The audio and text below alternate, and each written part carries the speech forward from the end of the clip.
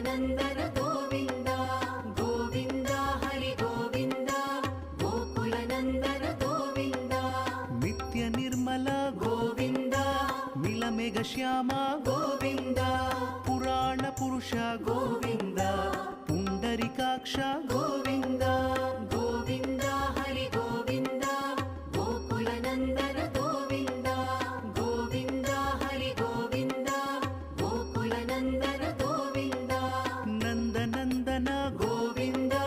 नवनीत चोर गोविन्द पशुपालक श्री गोविन्द